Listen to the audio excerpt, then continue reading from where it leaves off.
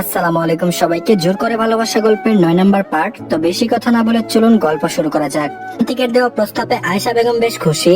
এত খুশি বোধহয় সে জীবনে আর কখনোই হয়নি। ঘন ঘন রাস্তার দিকে তাকাচ্ছে কখন মনসুর আলী বাড়িতে আসবে আর সেই খুশির প্রস্তাবটা দেবে। খুশিতে মন বড্ড অস্থির আয়েশা বেগমের। মনসুর আলী আসতে দেরি দেখে আয়েশা বেগম রজনীর ঘর ঝাড়ু দিচ্ছে আর রজনীকে বলছে, তোর বাপের কি এত কাজ কাম পড়ছে রে মা? আজকে যেন দুনিয়ার সব থেকে কাম করতেছে।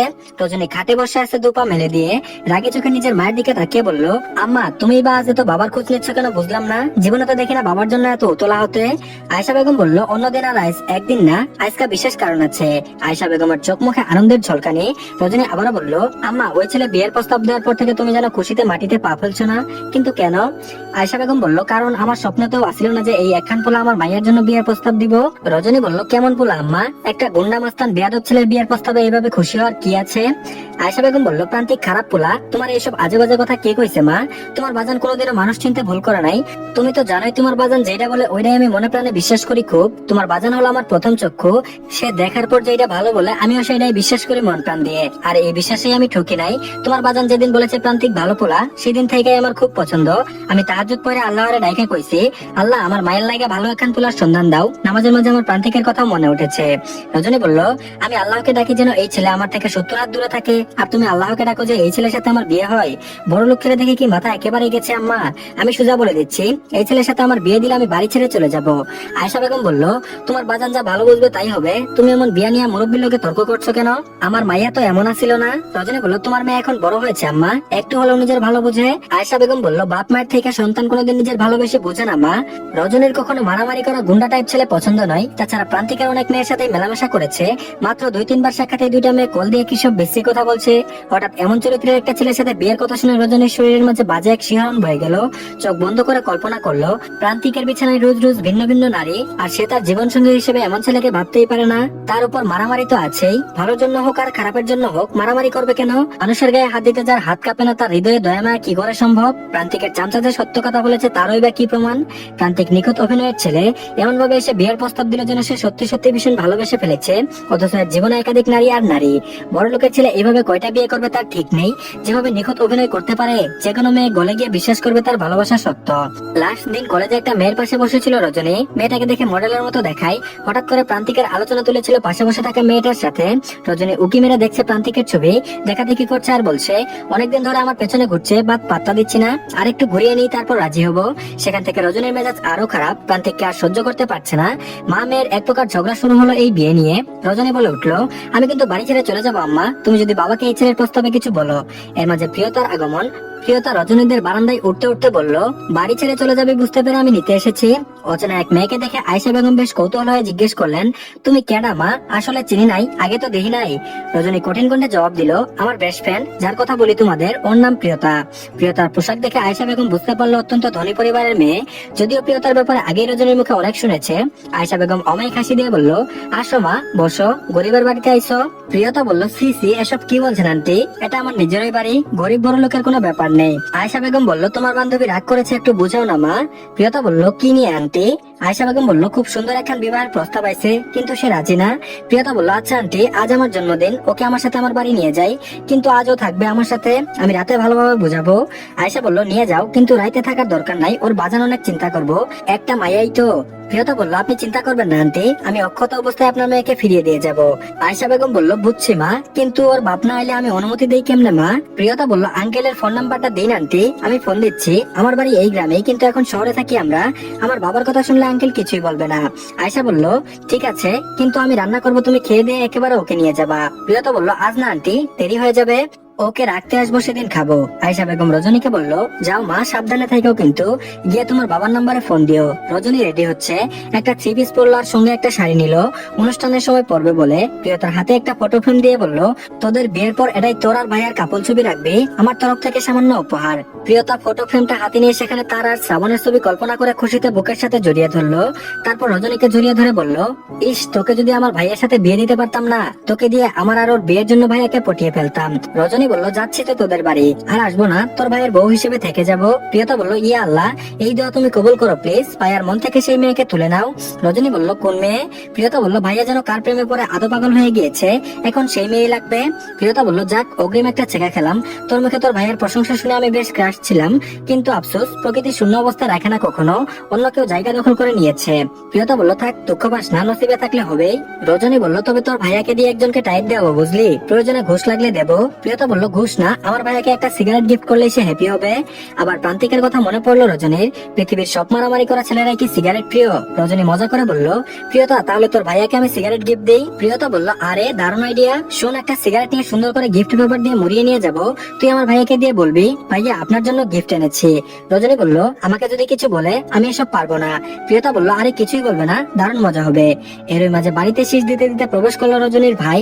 আজ কদিন বাদে ফিরলো তার ঠিক নেই, বাড়িতে ঢুকে দেখলো আম্মা ও আম্মা। আয়েশা বেগম অগ্নিমুণ্ডে এসে দাঁড়িয়ে বললেন কেডা তোমার আম্মা? রজনীর ভাই বলল রাগ করেছো নাকি আম্মা? আয়েশা বেগম বলল তোমার মতো পোলা পেটে ধরেছি, এতে তো আমার খুশিতে গদগদ থাকার কথা। একদিন কোথায় ছিলে? বাবু বলল বন্ধুদের সাথে একটু ঘুরতে গিয়েছিলাম আম্মা, রফিক এরিয়া তো খবর দিয়েছিলাম, খবর পাওনি? আয়েশা বেগম বলল তোমার আব্বা অনেক রেগে আছে কিন্তু। বাবু বলল রেগে থাকুক আর যাই করুক, আমাদের কিছু টাকা লাগবে, তুমি চেয়ে দিও। আয়েশা বেগম বলল টাকার নাম নিলে ঝাড়ুর বাড়ির অভাব হবে না। এর মাঝে প্রিয়তা আর রজনী ঘর থেকে বের হলো। রজনীর ভাইয়ের নাম বাবু। বাবু বলল আম্মা কে এটা? আয়েশা বেগম বলল রজনীর বন্ধু, রজনীকে নিতে এসেছে। প্রিয়তা উঠানে নামতে বাবু প্রিয়তাকে অপমর্দস্তক তাকিয়ে দেখলো। রজনীর ভাইকে দেখেই বলল তোমার বাড়ির কথা মনে পড়ছে? প্রিয়তা বলল ইনি কে রজনী? রজনী বলল আমার ভাইয়া। প্রিয়তা হাসি মুখে বলল ভাইয়া ভালো আছেন? বাবু বলল হ্যাঁ, তুমি কেমন আছো? বাবুর চাহনি খুব বাজে, খুব বাজে ভাবে চোখে প্রিয়তাকে দেখছে। প্রিয়তার খুব একটা সুবিধার লাগলো না বাবুর দৃষ্টি। প্রিয়তা জানেই না প্রিয়তাকে ডিস্টার্ব করার জন্য বাবুকে প্রান্তিক কিভাবে মেরেছিল, কিন্তু বাবু ঠিকই চিনেছে। মনে মনে আরো একবার টার্গেট করে নিল প্রিয়তাকে। আর এদিকে বিকালের দিকে প্রিয়তা রজনীকে নিয়ে তাদের বাড়িতে প্রবেশ করলো। এত বড় বিলাসবহুল বাড়ি রজনী আগে দেখেনি, চারিদিকে কত সুন্দর আর চকচকে। আঞ্জুমান চৌধুরী প্রিয়তার সাথে রজনীকে দেখেই বুঝতে পারলো প্রিয়তার বান্ধবী। হাসি মুখে রজনীর কাছে এসে রজনীর মাথায় হাত বুলিয়ে বলল কেমন আছো মা?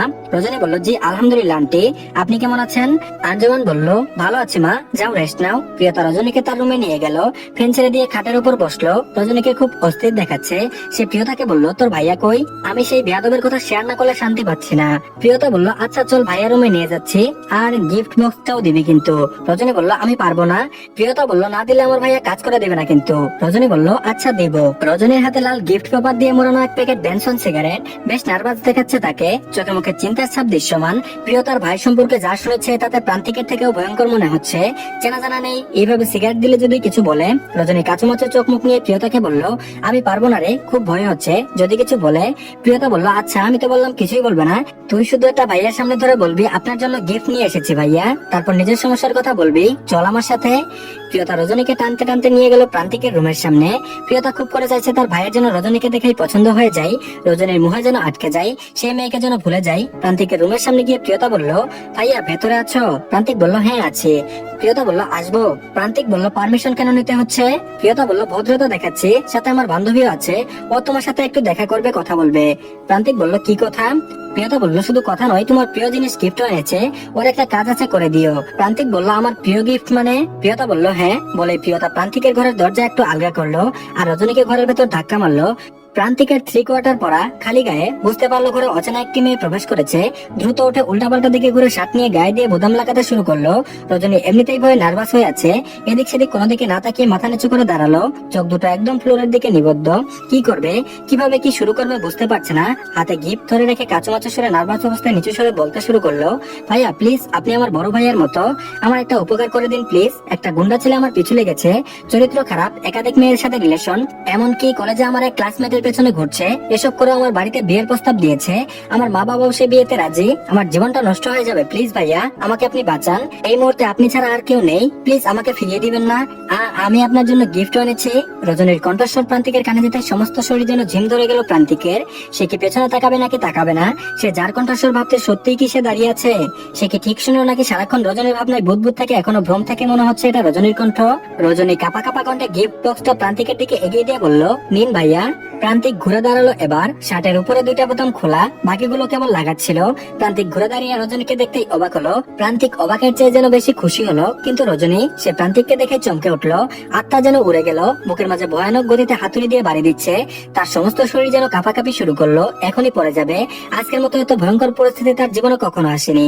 ভয়ে ঠোঁট দুটো থরথর করে কাঁপছে। রজনীকে এত বেশি ভয় পেতে দেখে প্রান্তিক শার্টের হাতে গোটাতে গোটাতে ফিক করে হেসে দিল, আর এক হাতে 5 আঙ্গুল রজনীর সামনে মেলে ধরে বলল, please cool my dear sweet heart রজনীগন্ধা, এত ভয় পেও না। আমি তোমাকে কিচ্ছু বলবো না, কিছু করবো না, এইটুকু ভদ্রতা আমার আছে। বিয়ের আগে হবু বউকে আদর করা যাবে না। রজনী আস্তে আস্তে পেছনের দিকে পা নিচ্ছে। এই রুম থেকে বেরোতে পারলে সে এই বাড়ি থেকে এখনই পালাবে। প্রান্তিক আবারও হাসলো, হেসে মাথা দুলালো, রহস্যময় হাসি দিয়ে বলল, তুমি কি চাইলেই পালাতে পারবে রজনীগন্ধা? প্রান্তিক চৌধুরীর কাছ থেকে পালিয়ে যাওয়া কি এতটাই সোজা? রজনী বলল, দেখুন আমি বাড়ি যাব। প্রান্তিক বলল, তোমার বাড়িতে আছো, দুদিন পর এই বাড়িতে তোমার হবে। এই যে রুমটা দেখছো, এটা তোমার হবে। রজনী কেঁদে দিয়ে বলল, আমাকে যেতে দিন। প্রান্তিক বলল, যেতে দেবো, বাট আমার জন্য কি গিফট এনেছো দেখি।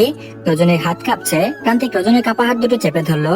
রজনী আরো বেশি ভয় পেয়ে খুব জোরে কেঁপে উঠলো। প্রান্তিক ঠান্ডা কণ্ঠে বলল, তোমাকে এভাবে ভয় পেতে দেখলে ইচ্ছা করে বুকের সাথে জড়িয়ে ধরি, জড়িয়ে ধরে সব ভয় দূর করে দিই। তুমি আমাকে কেন ভয় পাও রজনীগন্ধা? তোমার চোখে আমি ভয় নই, প্রেম আর ভালোবাসা দেখতে পাই।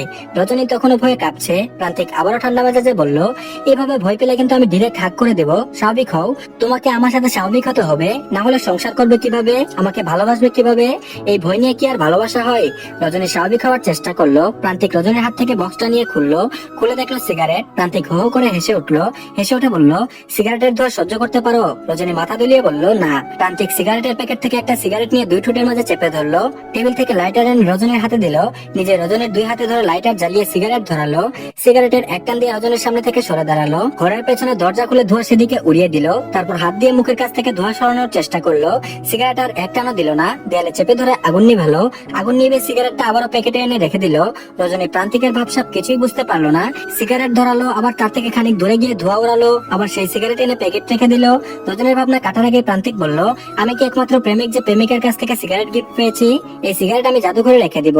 বলে প্রান্তিক আলমারি খুলে সিগারেটের প্যাকেট রাখলো। এরপর রজনীর হাত ধরে নিয়ে নিজের নরম বিছানায় বসালো, নিজে একটা টুল টেনে এনে রজনীর সামনে বসলো। তারপর জিজ্ঞেস করলো, এখন বলো কাকে মারতে চাও? কে তোমাকে ডিস্টার্ব করছে সুইট হার্ট? কারে তো সাহস, জাস্ট নাম বলো।